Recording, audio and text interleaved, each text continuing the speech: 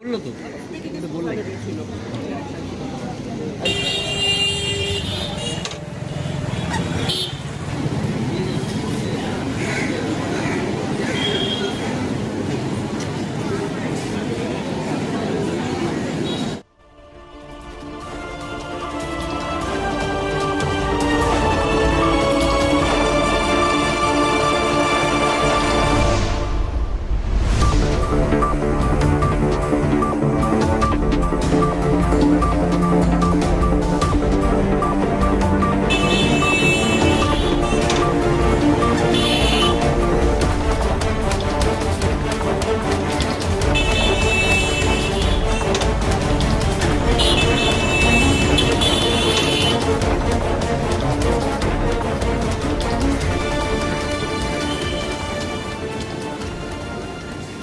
রাত্রে শাস্তি যে পাইলো মানে মানে ভগবানের সামনে কৃতজ্ঞ যে মানে আমাদের যে উকিল আছে খুব লড়ছে আমাদের জন্য মানে আমাদের মানে কি মানে সব ইচ্ছেটা পাইলো আমার দাদা আজকে আজকে আমার বৌদি আছে আমার বাচ্চা কাজ দেখেন মেয়ে এইটা এই মেয়েটা কি দোষ করছে কি অন্যায়টা করছে এতে বাবাটা যে কেড়ে নিল এটা কি ঠিক করছে বলে জানি না ওর রাক্ষস কিছু ছিল ওর দাদাকে মারার জন্য খালি কি বলে বাহানা খুঁজতেছে খালি কেন এই এতটা ক্ষোভ কেন?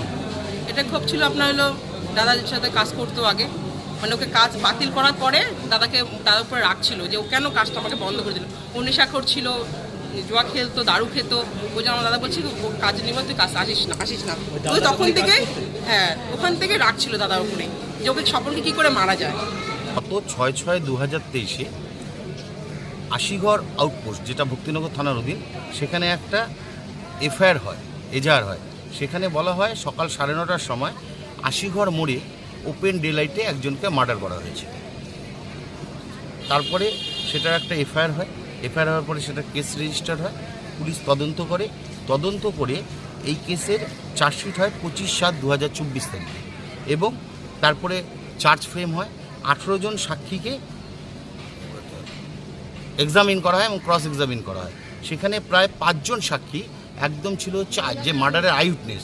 সেই কেসে গতকাল আমাদের লানের অ্যাডিশনাল 4th কোর্ট রিন্টু সুর মহাশয় সেই আসামিকে এই খুনের জন্য দোষী সাব্যস্ত করেন এবং আজকে তার যে সাজার শোনানোর তারিখ ছিল এবং আজকে রানের কোর্ট সমস্ত কিছু কনসিডার করে সেই আসামিকে ফাঁসির সাজা দেন এবং এটা উচ্চ আদালতে কনফার্মেশনের জন্য পাঠানো হয়েছে।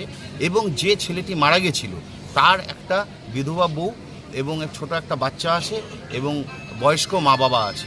সেই ছোট বাচ্চাটার জন্য 4 লক্ষ টাকা কম্পেনসেশন দেয়, সেটা ডিএলএসের থেকে ওই বাচ্চার নামে অ্যাকাউন্ট করা হবে বাচ্চাটির নামে এবং তার মা থাকবে সেই অ্যাকাউন্টটার অপারেট করবে এবং এই 4 লক্ষ টাকা সেই বাচ্চাটার লেখাপড়ার কাজে ব্যবহার করার জন্য 4 লক্ষ টাকা কম্পেনসেশন দেওয়া হবে।